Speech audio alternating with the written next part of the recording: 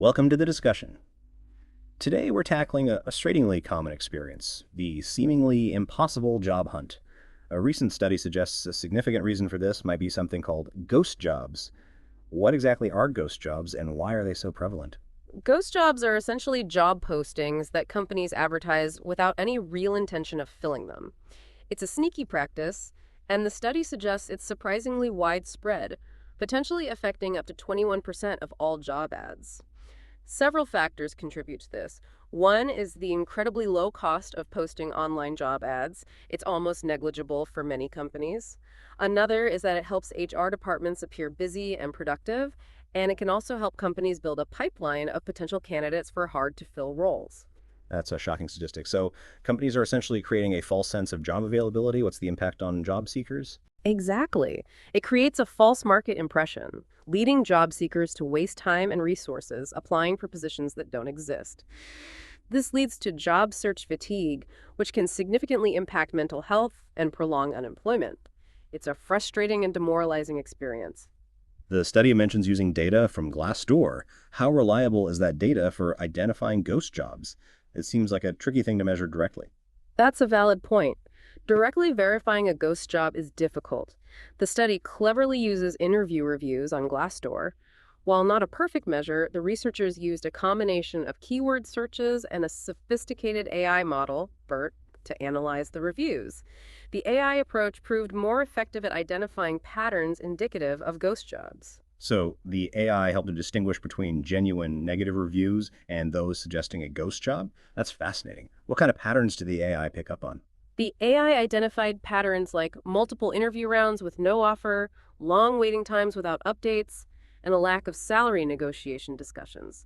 These are all red flags that suggest the company wasn't genuinely interested in hiring. The study also connects ghost jobs to the Beveridge Curve, which shows the relationship between unemployment and job vacancies. How does that work? The Beveridge curve has shown some instability recently, with high vacancy rates not translating into lower unemployment as expected.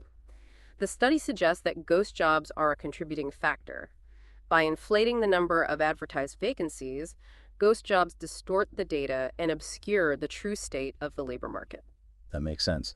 So, what types of companies or industries are most likely to engage in this practice? The study found a correlation between company size and the prevalence of ghost jobs. Interestingly, it wasn't just the largest companies. Medium-sized firms seem to have the highest percentage of ghost jobs. This might be due to a combination of factors, including having enough resources to post ads, but not enough to manage a large number of applicants effectively. And what about industry? Are certain sectors more prone to ghosting than others? Yes, the study found that highly skilled industries, such as software development and publishing, showed a higher percentage of ghost jobs.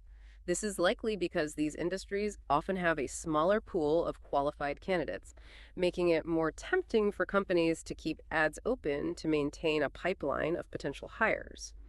So it's a kind of strategic, albeit ethically questionable approach to talent acquisition. What are the broader implications of this phenomenon? The implications are significant. Ghost jobs not only harm individual job seekers, but also distort labor market data, making it harder for policymakers to understand the true state of the economy and design effective policies. It also creates a sense of unfairness and distrust in the job market.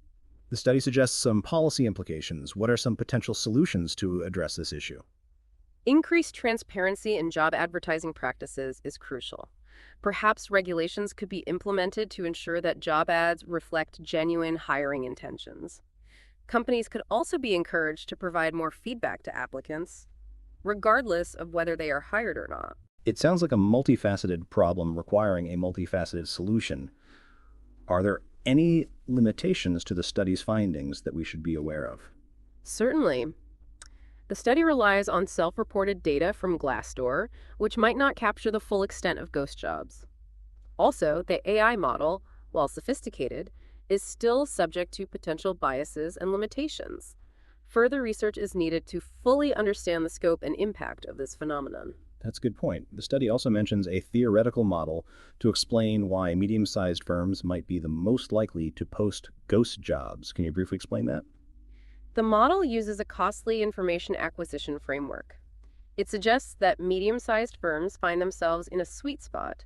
They have enough resources to post ads and handle applications, but not so many that the marginal benefit of additional information from ghost jobs diminishes significantly. Smaller firms lack the resources, while larger firms have other ways of gathering market intelligence. So it's a balance between the cost of posting and the value of the information gained. That's a really interesting theoretical angle. What are some avenues for future research in this area? Future research could focus on refining the methods for identifying ghost jobs, expanding the data set to include more diverse sources, and exploring the long term effects of ghost jobs on job seekers' careers and mental well being. It's a critical area that deserves further investigation. This has been a really insightful discussion on the hidden world of ghost jobs. Thank you for shedding light on this important issue.